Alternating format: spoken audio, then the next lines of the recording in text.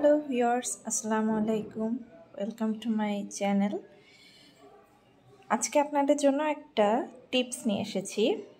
আমরা যারা মেয়েরা বাসায় কাজ করি, অর্থাৎ রান্নাবান্না করি, বাসার অন্যান্য কাজ করি, এটার কারণে আমাদের হাতটা অনেকটা ড্যামেজ হয়ে যায়, রাফ হয়ে যায়, স্কিনটা খুব শুষ্ক হয়ে যায়।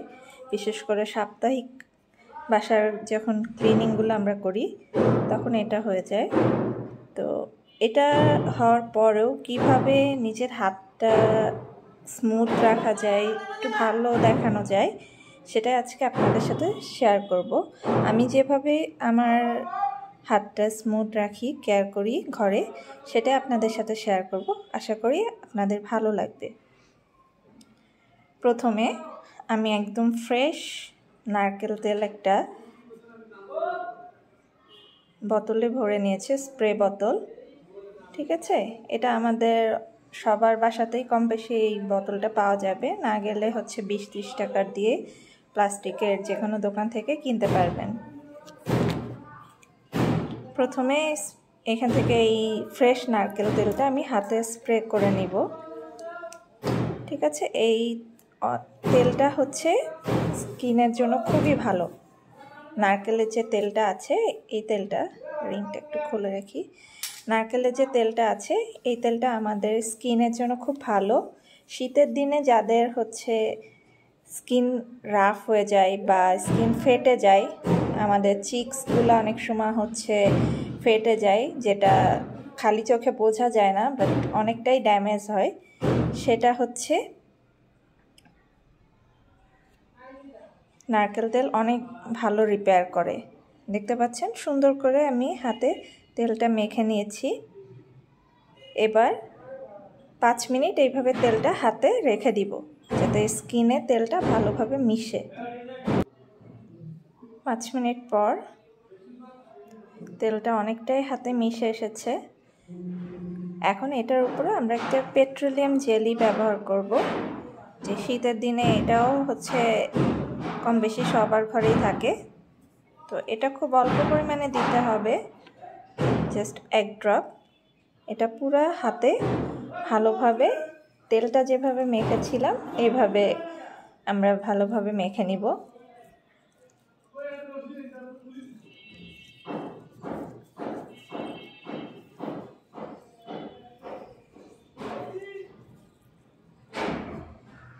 মাখা হয়ে গিয়েছে, আর 5 মিনিট এইভাবে রেখে দিব।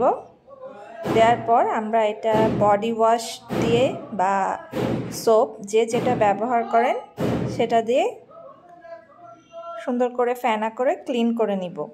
কিন্তু ক্লিনের পর কেউ পানিটা জোর করে মুছবো না।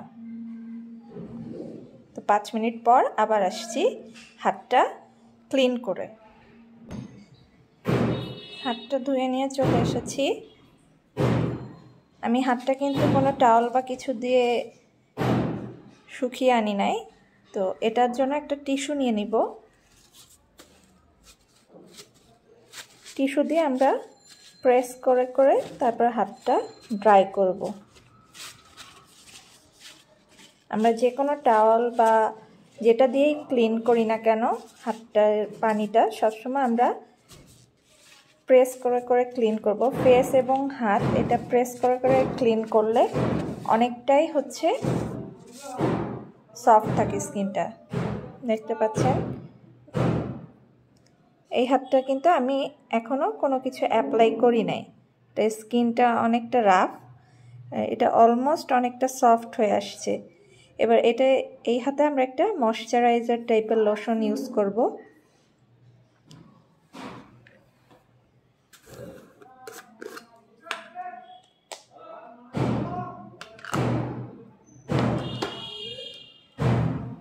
আমরা ময়শ্চারাইজার টাইপের একটা লোশন নিয়ে নিচ্ছি। এই লোশনটা দিয়েও আমরা 2-3 মিনিট রেখে এবার নর্মাল পানি দিয়ে ওয়াশ করে ফেলবো।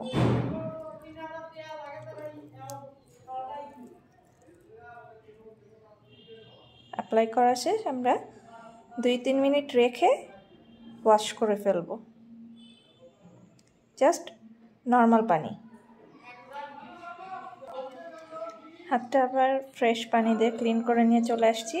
একইভাবে টিস্যু দিয়ে এটাও প্রেস করে করে শুকিয়ে নেব।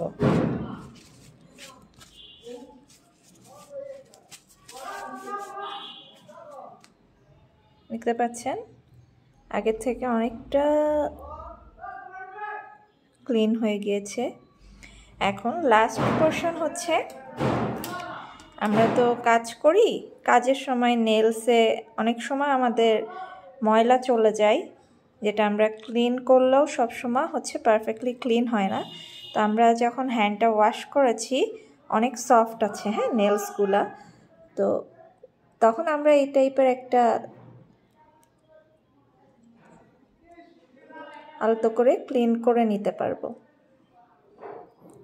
এভাবে করে। যদিও নেলসে ময়লা নাই, তারপর দেখিয়ে দিচ্ছি যে যদি থাকে কারো, সেক্ষেত্রে এইভাবে করে সফটলি আমরা যেটা করি ড্রাই নেলসটা ক্লিন করার ট্রাই করি।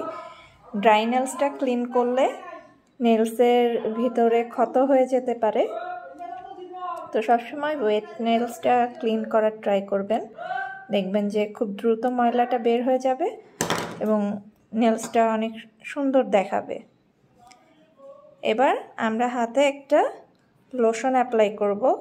যার যার স্কিন প্যাটার্ন অনুপাতে লোশনটা দিবেন, ঠিক আছে? আমার স্কিনটা মিক্সড স্কিন, অয়েলি এবং ড্রাই মিক্সড, তো আমি সেই হিসাবে একটা লোশন অ্যাপ্লাই করছি। তো লোশনটা দিয়ে আবার আসছি। তো আমি একটা লোশন অ্যাপ্লাই করে চলে এসেছি। এবার একটু পার্থক্যটা দেখেন, ঠিক আছে? এই হাতটা খুবই রাফ আমার স্কিনটা, আমি ইচ্ছা করে এই হাতে কোনো কিছু অ্যাপ্লাই করি নাই যাতে বোঝানো যায়। এটা খুব সফট হয়ে গিয়েছে। এবং লাস্ট টিপস হচ্ছে, যারা একটু নেলস রাখতে বড় রাখতে পছন্দ করেন তারা এই ধরনের একটা শাইনার রাখবেন।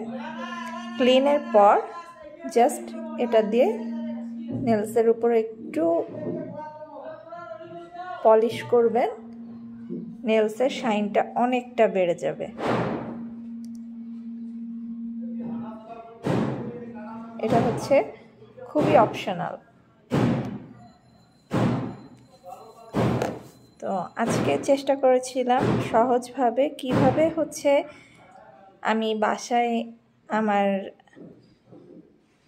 হাতটা ক্লিন রাখি সেটা আপনাদের দেখানোর। আশা করি ভিডিওটা ভালো লেগেছে।